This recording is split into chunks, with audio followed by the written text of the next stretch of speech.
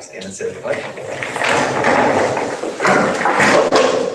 Pledge allegiance to the flag of the United States of America, to the republic for which it stands, one nation, under God, indivisible, with liberty and justice for all.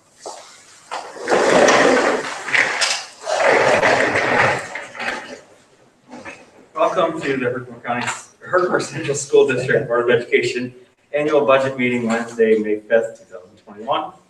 First on the list is approval of the agenda. Making a motion for that. Diane, second. Rich? All those in favor? Do you want to adjust that? A question. Sorry. I want to make a motion to remove a couple items from the agenda. Yes. Items 9, D, and E, and send them back to committee for discussion, some questions. Okay. I think we have another meeting in a couple of weeks. It shouldn't be a big deal. We'll have a meeting after this thing. Can we bring that to an executive session tonight? I'd like to go back to the committee first. So if we have questions, you know. Well, if you have a question, sure. So we have a motion. We get a second for the removal of those items. Are we going to be able to discuss it tonight? Where are we going? Executive session? Yeah. And then go back to the committee for any other questions? Sure. So it's Diane and Rich, correct? And seconded, and then do you want to move and second on amended? Yeah, so we have a motion by Mr. Havik and Ms. Gilbert for a second. All those in favor? So what are you doing with that? So we're going to, so D and E. Are you tabling them or Removing them from the agenda and sending them back to committee. But we can still talk about them in the executive session. Okay. So there won't be a vote on them tonight, essentially what's happening, correct? So we have a motion and we have a second. All those in favor? 6-0. Next on the list is board communications. You received additional information on the tabletop tonight that may or not have been included in the original packet. I'll make a motion to place all appropriate board communications on file with the district clerk. So a motion, can we get a second? Diane, any discussion on that? All those in favor? 6-0. Next on the list is the approval of meeting minutes for a regular meeting Wednesday, April 14th, 2021. We got a motion on that? Diane, second. Mr. Mahoney? Any discussion on the minutes? All those in favor? Next on the list is business reports. Oh, I'm sorry, 6-0. Next on the list is business reports, the 2021-22 budget hearing presentation. Good evening. Welcome to the 2021-22 budget hearing presentation.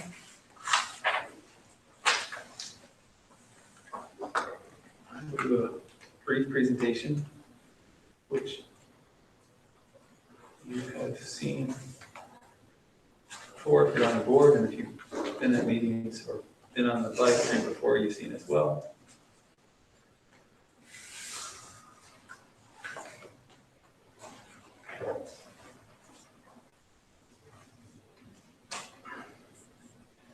So again, welcome to the 2021-22 budget hearing presentation for the Herkimer Central School District. The themes really of our reopening budget for 21-22 are we're proposing a budget with a 0% tax increase, a levy limit override due to a negative levy limit caused by the local share of debt service reduction anomaly. The district proposes appropriating $570,000 in fund balance to support the 21-22 budget and use federal funds for gap closing programs and reopening restrictions. The overall budget is up about 4.9%, or about $1.23 million from 2021 to 21-22. The lion's share of that increase, about $1.1 million, is in the program component of the budget where student programs are supported. The capital budget is about flat, and the admin budget went up about the same as the program budget, about 6%. The difference between foundation aid this year and foundation aid last year is relatively significant. We did receive a significant amount more in foundation aid. And one of the reasons that's occurring is that over the years, our district has been underfunded pretty significantly, about 25 to 30% in any given year. Over the last 10 to 15 years, the district's been shorted about $30 million from the state, maybe a little bit more than that. And then this year, we would have, if the original executive budget had proposed, it would have been about $3 million short. This budget still, this foundation aid proposal still is about $2 million or a little over $2 million short of what we should receive this year from the state. So the overall increase is about just under $2 million in state aid that we project. The maximum tax levy limit calculation this year, again, because the local share of debt reduced by so much, our local exemptions reduced from 878,000 down to 296,000. That leaves the levy limit at a negative 4.67%. So any levy over that amount would be less than, or would be a levy limit override. So when we propose a levy limit, or when we propose the same levy as last year, that's actually a levy limit override. So even though we're not increasing taxes because of how the levy limit formula works, that 0% increase is a levy limit override. So if we propose a budget, which you guys approved at the last meeting, which is over the levy limit, then that requires a 60% supermajority for approval. So we need to get 60% of our voters to approve the budget that we proposed, or that you approved in April, in order to have the budget approved.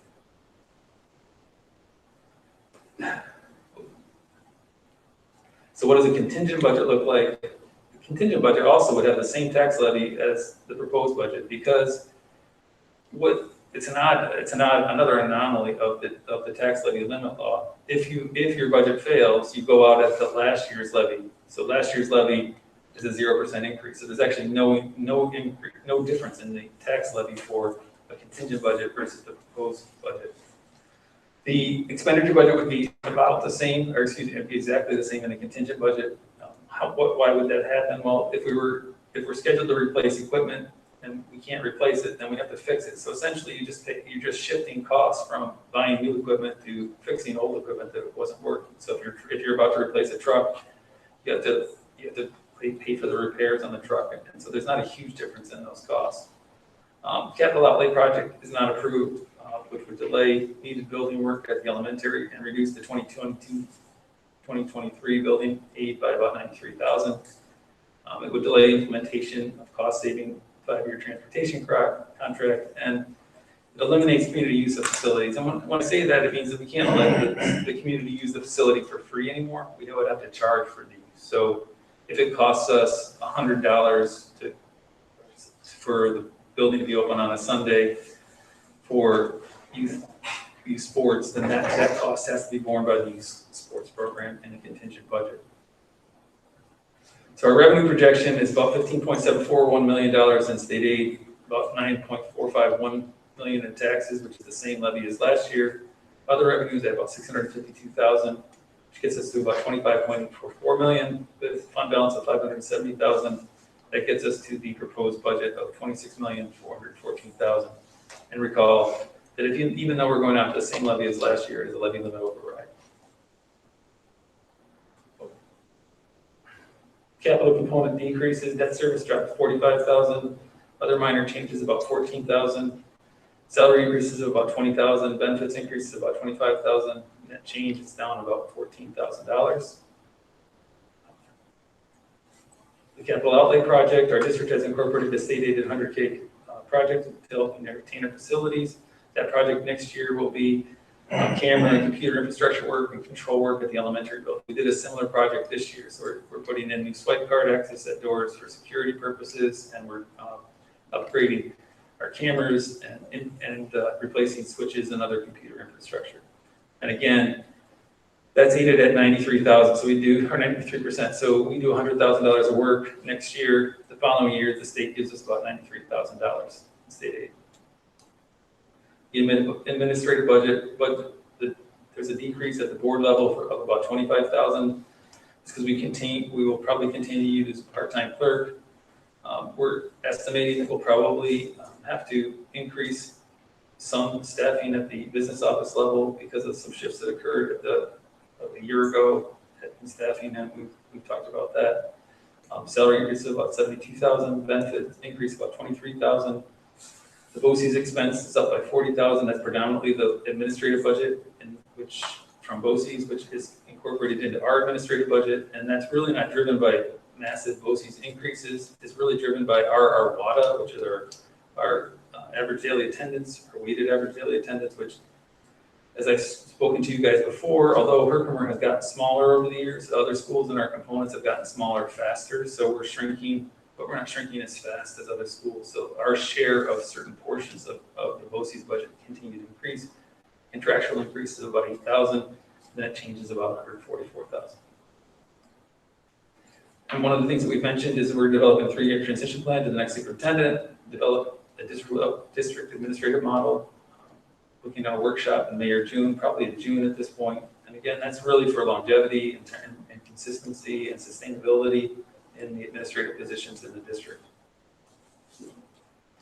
Major program component changes: health insurance increase about 200,000, salary increases about 498,000, BOCES special ed about 225,000, contractual increases of about 200,000, social security about 16,000, workers' comp 14,000, teachers retirement about 40,000.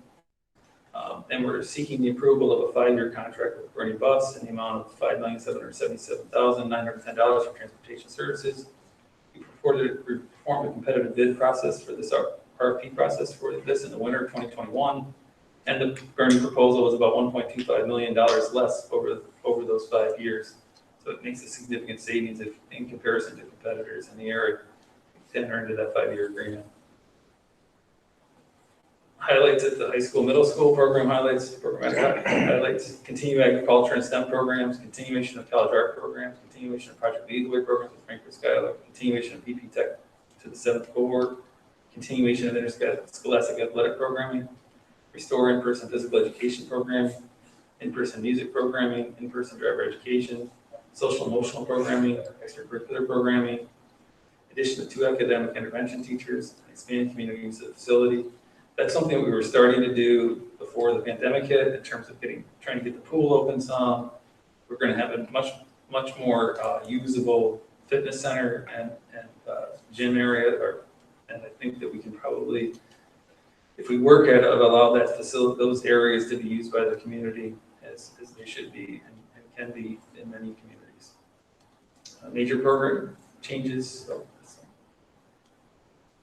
Elementary school program highlights: restore after school swim instruction, restore in-person art, restore in-person music, restore in-person physical education, restore in-person pre-K, continue and enhance summer programs, addition of 1 special education teacher to bolster resource room staffing and provide tier 3 interventions, addition of 2 FTE elementary positions.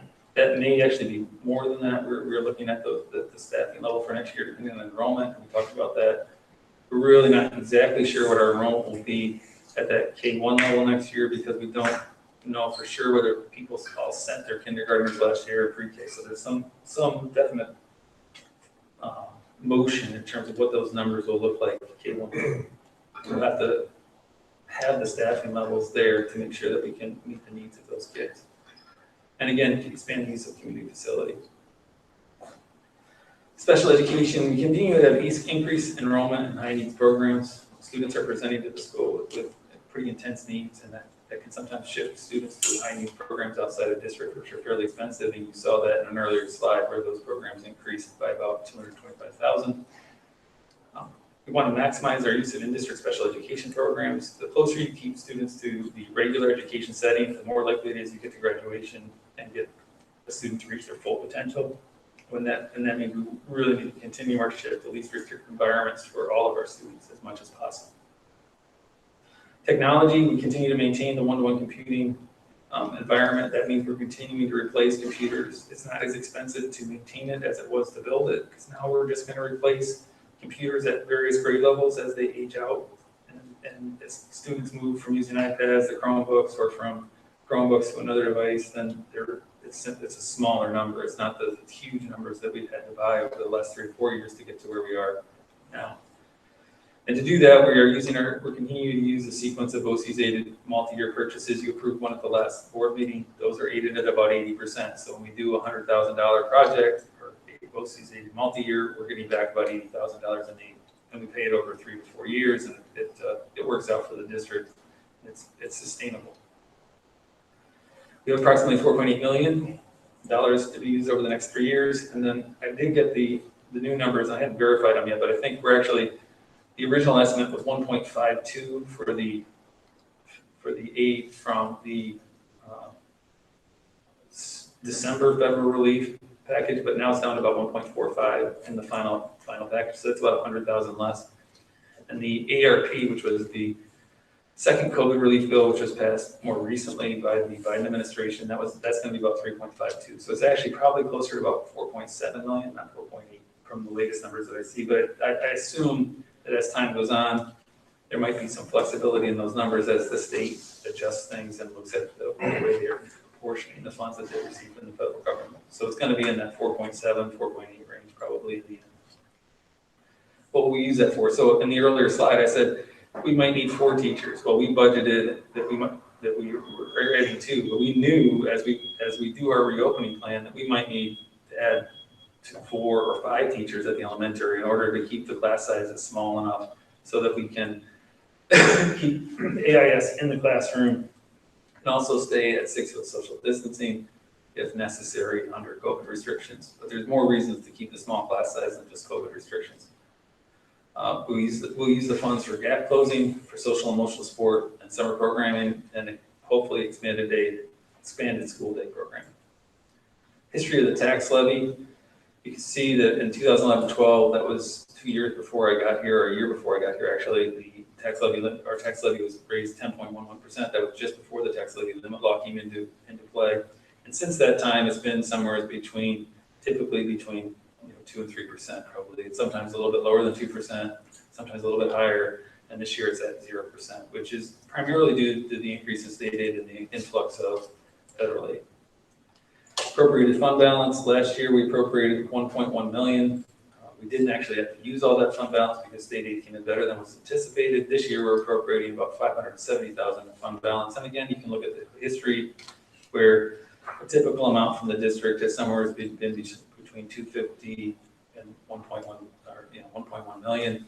I think that the number 250 was what we were trying to stabilize at a few years ago, and then the pandemic hit, and we did have a tough budget year or two in the 18-19 year and the 19-20 year. So hopefully this drop to 570 will get down into the 250 to 350 range consistently in terms of what we budget and portion from our fund balance for budgets.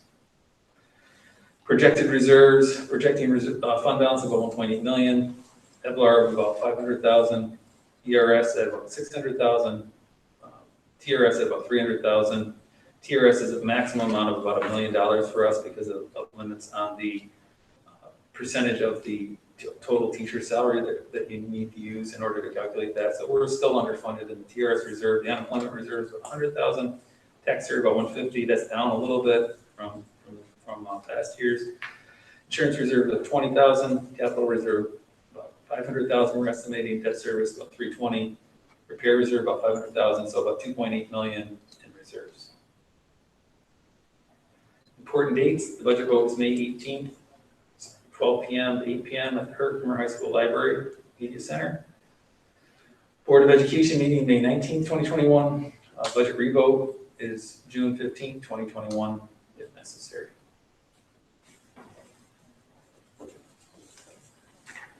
So if we end up having to get to a contingency budget, you're saying there's no difference in funding. There's just difference in what we can do with funding. Correct. So the tax levy doesn't change, the state aid doesn't change, and nothing really changes. But I can't buy equipment. I can't do the capital outlay project. I can't approve a 5-year bus contract. I can't. So there's a lot of things that I can't do unless the budget is approved. Which obviously we're all hopeful, but so the cap with that, if you can't do the capital outlay, will that then reduce the tax levy? You don't understand? I don't know. Yeah, I get what you're saying, but what we would do is we could still do that work, but if we did it, we wouldn't get aid. You see what I mean? Like we're replace doors or fix doors and not replace, we could do things that we need to do at the building, but it wouldn't be through an aided capital outlay project. Okay. Does that make sense?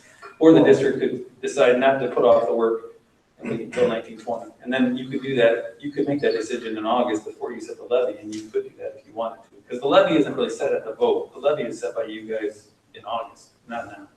I mean, your explanation makes sense. It's not sensible to say, you would get aided for this, except if people don't like the amount of the budget, then you're in charge of more. I know, it's crazy, but it's true. So I don't know what we would do. I think that'd be something we would discuss if it happens. You know, we can, if the budget were to not pass, then we have a discussion, and then I outline more the pass. So I'm telling you what I have to do at a budget hearing is tell you what a contingent budget looks like, and then tell you what the other budget is and what's in both and what we can do and what we can't. But we're not locked into a contingent budget if the budget doesn't pass. So if the budget didn't pass, then we would have an entirely new dialogue about what a revote would look like or adopt a contingent budget. But we would likely, there are paths we can go down, but I don't like to be negative. So you think I do like to be negative, but I don't like to be negative. I like to be positive. This is a good budget. It's a sound budget. If we can get the community to support it, and then it's going to pass. That's what I'm thinking. If it doesn't pass, then we have a dialogue about how do we want to adjust the budget to put out another budget, or do we want to adopt a contingent? So the revote, like, you're only tied to a contingent if it goes down twice, right? Correct. Gotcha. So I think we could work with the knowledge of a budget not passing to reconstruct a budget to put out before the public so that we probably could get a capital outlay, and we just have to understand why that happened. All right, so let me just try to understand it. So we're zero, right? So we're not increasing taxes. We would essentially have to increase taxes to not require a supermajority to pass the budget. We would have to decrease taxes by 4.67%. What do you mean? Go ahead. So the tax levy limit is 4.67% below what the tax levy was last year. So in order to be compliant, we would actually have to reduce the levy by about $400,000 from last year. Yeah, I get that. Yeah, no, because it's nonsensical. No, I never understand it. Oh, yeah, so you're saying we'd have to actually reduce the budget to get, We'd have to reduce the levy to that level. because anything above that, anything above zero would be required supermajority? Anything above 4.67 below last year's limit. Even if I went out at -2%, I would still need a supermajority. If I went out at -3%, I would need a supermajority. If I went out at -4%, I would need a supermajority. I have to go out at -4.67%. Wow. Where I need. Yeah, I didn't understand that.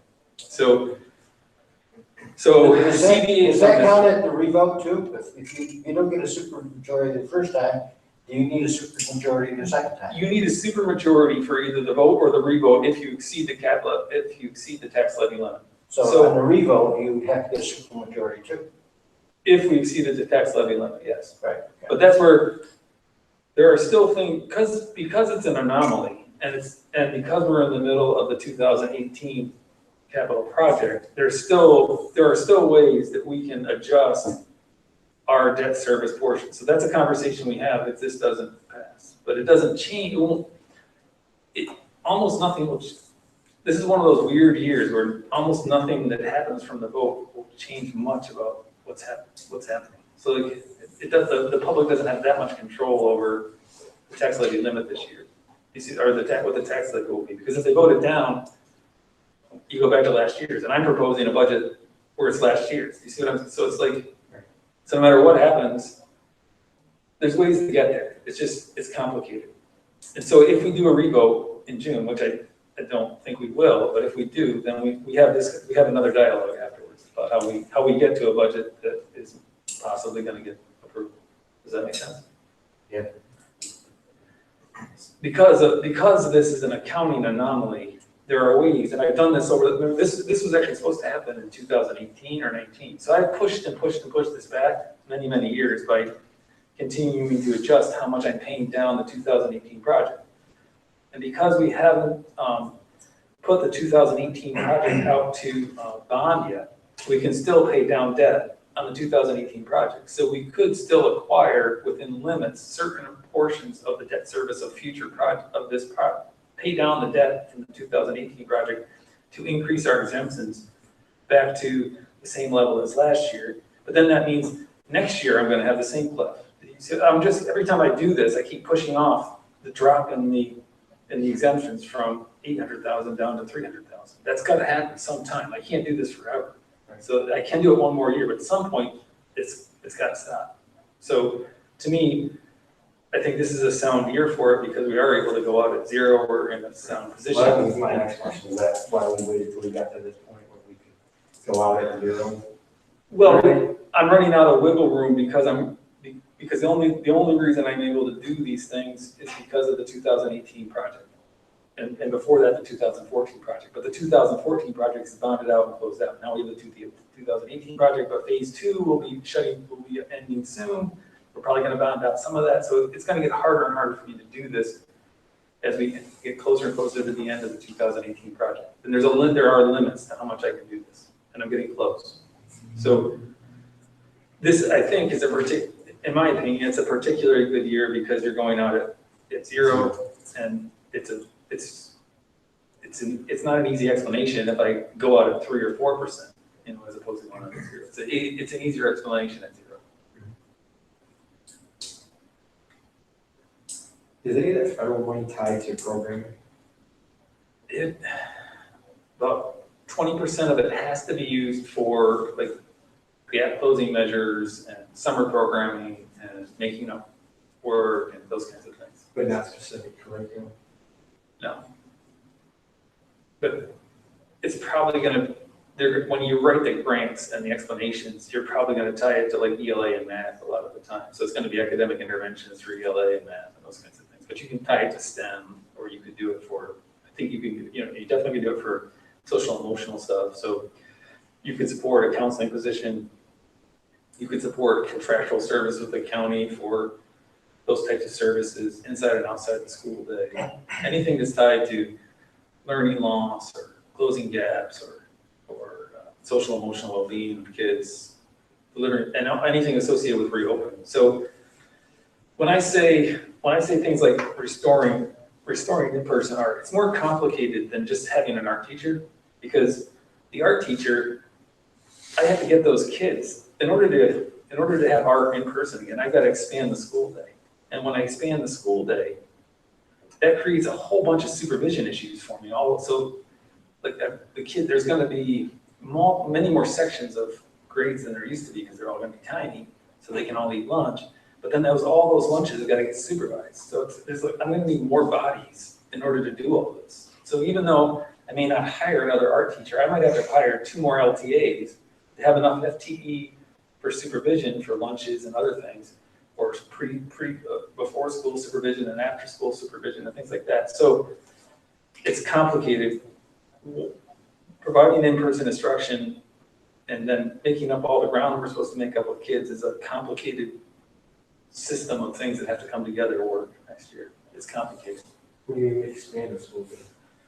So right now we're only 5-hour day. Oh, expand from where it is now. Right. Not beyond the regular. Well, we'll see. So one of the issues that you have with the current school day structure, this really isn't budget stuff, but is that the elementary day is shorter than the high school day. And because of that, it creates a transportation issue when you try to do shifts in the day, because the elementary day ends up ending at the same time as the high school day, which is longer. So if you start the elementary day a little later, and it'll end at the same time as the high school, and I'll need more buses. So there's a huge number of complexities into how the days are going to be constructed next year so that we can do the things that we need to do. So one of the things that I think that you have to ask yourself as a school board is, how do I make up ground with kids? Well, the only way I think you can make up ground is if you have more time with the kids. Like, if they're supposed to have 5 hours of instruction, and you think you owe them 50 hours of instruction, then at some point you have to give them more instruction each day. Does that kind of make sense?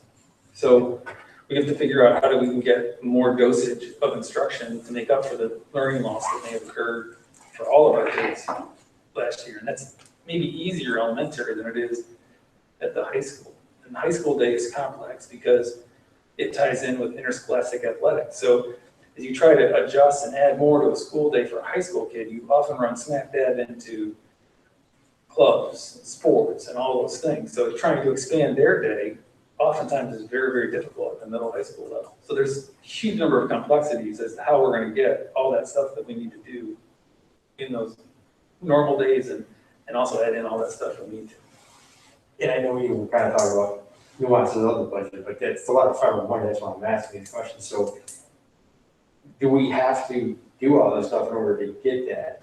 And my other question is, you said something about granting it, so it's not like this is coming to you. This is coming to you if you can provide the fact that you need it, kind of thing? Right, so what happens is they're going to create a grant application. I know how much money they allocated. They call it an allocation. So there's a $1.44 million allocation from the December money, and there's a 3.25 allocation for Herkimer. So that's an allocation, but it's not our money yet. Now I have to say, this is what we want to use these grant funds for. And then I put a cost in it, and I fill out forms and paperwork, and then that goes in, and they approve it, or they don't disapprove it, we have a discussion, and then I make adjustments, and then eventually they approve an allocation. So I have 3, maybe almost 4 years now, they're saying, to use that money. So we can spread the money, not just next year, but we want to be able to spread it out over the next 3 years to build and maintain programs that will do the things that we're supposed to do with those federal funds. Right. And then that's supposed to be available for the 21, 22 year? It will be, yes. It will be. Yes. They're the grants, I got the final allocations today. That's why I said, the original ones that I had was about 4.8, but the ones that I saw yesterday, I did some quick math, and I think it's closer, the total is closer to 4.7. And it's not that we lost any money, it's just, they send out rough estimates, and then they hone them down, and then so what might happen too is some schools may not use their money. And if they don't use their money, sometimes they reapportion it to other schools. That happens in the title fund sometimes. So there may be adjustments in those dollars as time goes on. So what the thing that I'm working on is looking at what the state's saying they're going to give us over the next 3 years. And looking at what the federal money is that I can use over the next 3 or 4 years. And then what we want to do is use the money in such a way that we use more this year, 21, 22, and then we use less in 22, 23 when more state money comes in, and then we use even less in 23, 24. And then hopefully the things that we build with the federal money will be paid for by the state money that flows in later. So if the state keeps their promise, we can build a plan where we can build into it. Does that make sense? Yeah. No, I you said you had an inclination to state. Well, they promised that they're gonna give us half of what they owe us in state aid next year, and half the other half the following year, which is about an equivalent amount of money as what they gave us this year, roughly. Will they do that? I don't know, but I think that's a reasonable plan for the district to make. And then if they don't do it, then we just have to adjust our planning to see what we can keep and what we can't keep.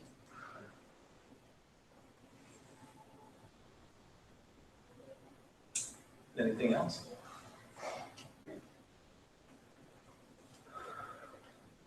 Okay. Next on the agenda is public comment. To the current circumstances in our community regarding COVID-19 pandemic, Board of Education meetings are being conducted virtually. Because of this, members of the public who wish to submit a comment to the Board of Education meeting had the opportunity to email prior to the meeting. With that being said, there was no public comment. And there's nobody here tonight for public comment? So we'll take a short recess after the budget hearing. You want to stop the recording, stop the stream, and then that'll create a separate file for you, Yep. and then start up the recording and stream.